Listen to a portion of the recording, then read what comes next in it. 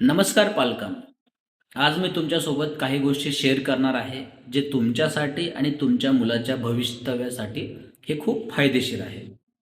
बघा, आपण म्हणत असतो की विद्यार्थ्याच्या यशामागे म्हणजे आपल्या मुलाच्या यशामागे पालकांचा हात आहे. तसंच आपण म्हणू शकतो की विद्यार्थ्यांच्या अपयशामागेही पालकांचा हात असतो. तुम्ही म्हणत असाल, सर तुम्ही असं का म्हणत आहात? बघा, लक्षात घ्या, मी तुम्हाला काही इन्सिडेंट दाखवत आहे, त्यातून तुम्हाला लक्षात येईल. आता हा 9th स्टँडर्डचा विद्यार्थी आहे. त्याच्यात वरती याचं नाव आहे, मी ते तुम्हाला दाखवत नाही आहे. ठीक आहे. 9th स्टँडर्डचा विद्यार्थी आहे. साध्याला व्यक्तीचे गावाचे नाव लिहिता येत नाही आहे. बॅक साईडला तुम्ही बघू शकता. साधा पॅसेज दिलेला आहे, तो पॅसेजही विद्यार्थ्याला रीड करता येत नाही आहे.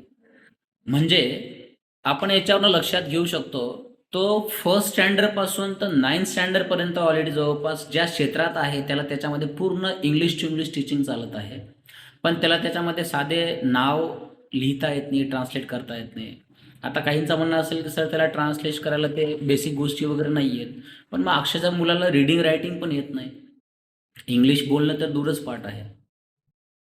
आणि हा असा एक विद्यार्थी नाही आहे. आता हा ह्या महिन्याचा डेटा आहे. ह्या महिन्यात तुम्ही बघू शकता हे असे भरपूर विद्यार्थी आहेत की ज्यांना हा प्रॉब्लेम तुम्ही बघू शकता.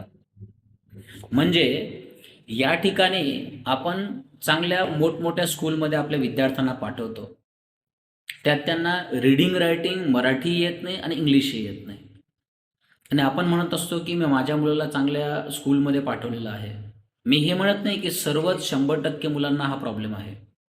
पण इंग्लिश मीडियममध्ये असेल, सेमी इंग्लिश मीडियम असेल किंवा स्टेट बोर्ड असेल, जवळपास सेमी इंग्लिश असतील, स्टेट बोर्ड असतील, तर यामध्ये जवळपास तुम्हाला पकडून चला की 70-80% मुलांना हा प्रॉब्लेम आहे.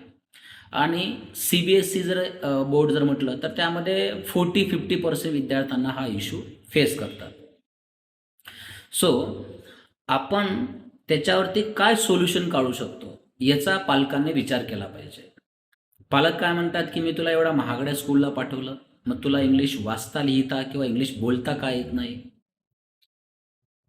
त्याच प्रकारे काही पालक काय करतात की चला त्याला शाळेत समजत नाही ना किंवा त्याचं लक्ष जात नाही, तर एखादा आपण परत काय करतो, त्याच्या शाळेतले जेवढे विषय असतात सिलेबस विषय त्याचा क्लास लावून देतो. म्हणजे त्याची डबल रिव्हिजन होईल असं आपल्याला वाटतं.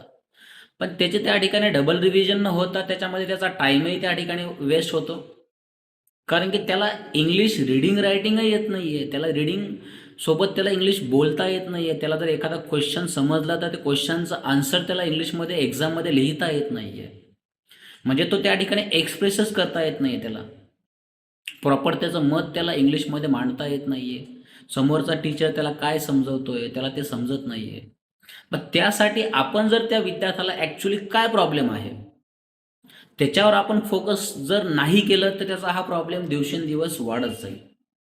जसं आपण जर डॉक्टरकडे गेलो तर डॉक्टर त्या ठिकाणी काय करतो, पहिले आपल्याला विचारतो की तुम्हाला काय प्रॉब्लेम आहे, त्याचं प्रॉपर निदान करतो, सोल्युशन काढतो आणि त्याच्यानुसार आपल्याला मेडिसिन देत असतो. प्रॉपर मेडिसिन दिलं तर आपल्याला त्याचा गुण लवकर लागतो आणि त्यामध्ये आपण बरा होतो. आणि जर चुकीचं मेडिसिन जर दिलं तर आपण त्या ठिकाणी लवकर क्युअर होत नाही. सेम त्याच वेळेने जर तुम्ही एक गोष्ट एज्युकेशन फील्डमध्ये जर लक्षात जर घेतली, जर तुमच्या मुलाला जर English reading writing, Marathi reading रायटिंगचा प्रॉब्लेम आहे आणि जर तुम्ही त्याला फक्त शाळेत पाठवताय, शाळेचे सिलेबसचे क्लासेस लावून देत आहेत, तर तो विद्यार्थ्याला येणारच नाही. तुम्ही एक्स्ट्रा अजून 10 क्लास लावून दिले, एखादा कितीही एक्सपर्ट टीचरकडे जर त्याला क्लास लावून दिला तर त्याला समजणार नाही आहे. आधी त्याचा प्रॉब्लेम ओळखा. त्याला जर मराठी इंग्लिश वाचता लिहिता येत नाही आहे तर पहिले वाचता लिहिता आलं पाहिजे. मग ते वाचता लिहिता आलं पाहिजे त्यासाठी आपण एकतर घरी घेऊ शकतो. तुम्ही जर सक्षम आहात, तुमच्याकडे वेळ असेल, ते जर तुमच्याकडे स्किल असेल तर तुम्ही घरी घेऊ शकता. नसेल पॉसिबल होत, जसं आमच्यासारखे क्लास आहेत, म्हणजेच काय, इंग्लिश गुरु अकॅडमी नावाचा क्लास आहे आपल्या शहरामध्ये, तर तुम्ही त्या ठिकाणी जाऊन आपल्या विद्यार्थ्याला पाठवू शकतात. आपल्याकडे मराठी रीडिंग रायटिंगपासून तर इंग्लिश रीडिंग रायटिंगपर्यंत दोघंही कोर्सेस आहेत. सोबतच आपला बेसिक कोर्स झाल्याच्या नंतर म्हणजे फोनिक कोर्स झाल्याच्या नंतर तुम्हाला ॲडव्हान्स कोर्स पण असतो.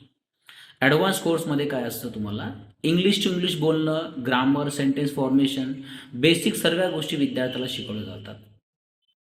आणि फक्त आपण इथं विद्यार्थ्यांना इंग्लिश बोलणंच नाही शिकवत, तर विद्यार्थ्याला त्या ठिकाणी डिफरंट ॲक्टिव्हिटी असतात, ज्यामध्ये त्यांना group discussion, debate, stage daring, public speaking, drama, sentence formation, telephonic calling, त्याचप्रकारे प्रॉडक्ट सेलिंग, ह्या अशा डिफरंट ॲक्टिव्हिटीद्वारे त्यांची इंग्लिश बोलण्याची प्रॅक्टिस घेतली जाते.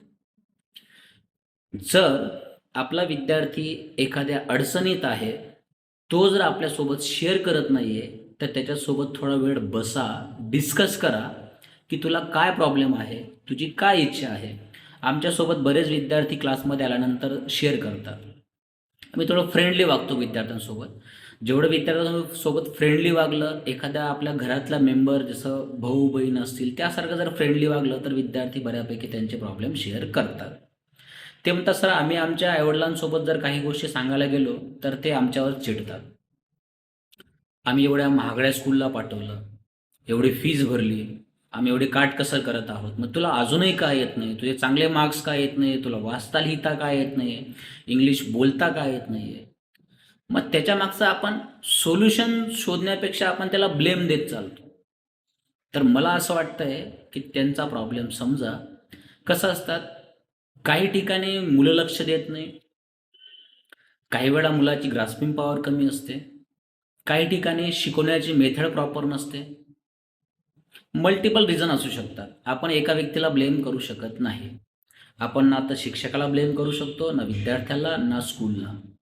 हा जो प्रॉब्लेम आहे, या प्रॉब्लेमवरती आपण काय तोडगा काढू शकतो किंवा काय मार्ग काढू शकतो, यावरती आपल्याला हाच एक मार्ग आहे. विद्यार्थ्याची रीडिंग आणि रायटिंग त्या ठिकाणी चांगल्या प्रकारे इम्प्रूव्ह करणं आणि त्याला त्याचे जे पण काही सब्जेक्ट असतील ते त्याला वाचल्यानंतर समजतील, ऐकल्यानंतर त्याचे अंडरस्टँडिंग होईल आणि त्याला एक्झाममध्ये लिहित असताना त्याला प्रॉपर त्या ठिकाणी क्वेश्चन वाचल्यानंतर त्याला त्याचं अंडरस्टँडिंग झालं पाहिजे. अंडरस्टँडिंग झाल्याच्या नंतर त्याला त्या क्वेश्चनचं आन्सर त्याला इंग्लिशमध्ये मांडता आलं पाहिजे. काही शाळेमध्ये कसं असतं की आपल्याला त्या ठिकाणी ट्रान्सलेट करून सांगितलं जातं, एकतर मराठीमध्ये किंवा हिंदीमध्ये ट्रान्सलेट करून सांगितलं जातं. विद्यार्थ्याला त्या ठिकाणी कन्सेप्ट तर क्लिअर होऊन जातात, पण जेव्हा त्याला एक्झाममध्ये लिहायची वेळ येते तर त्यावेळेस त्याला लिहिता येत नाही, त्याचं ओपिनियन त्या ठिकाणी इंग्लिशमध्ये मांडता येत नाही. पेपर तर इंग्लिशमध्येच राहील, मराठी हिंदीमध्ये राहणार नाही. मग हा सर्वात मोठा इश्यू आहे विद्यार्थ्यांचा. सो याच्यावरती विचार करा. जे मी बोलत आहे हे सत्य आहे नाही आहे हे तुम्ही चांगल्याच प्रकारे जाणू शकतात. प्रत्येकाला जवळपास या ठिकाणी समजून घ्या, विद्यार्थ्याचा काय इश्यू आहे त्याच्यावरती वर्क करा. नक्कीच तुमचा मुलगा, तुमचं जे स्वप्न आहे आपला मुलगा डॉक्टर, इंजिनियर, सायंटिस्ट बनला पाहिजे, तर तो नक्कीच त्या ठिकाणी ते जे तुमचं ड्रीम आहे किंवा त्याचं विद्यार्थ्याचं ड्रीम आहे तर ते त्या ठिकाणी अचीव करू शकतो.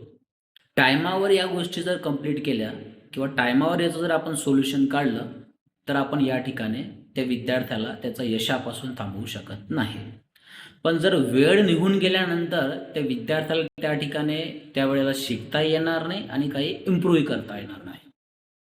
सो हेच मला तुमच्यासोबत शेअर करायचं होतं.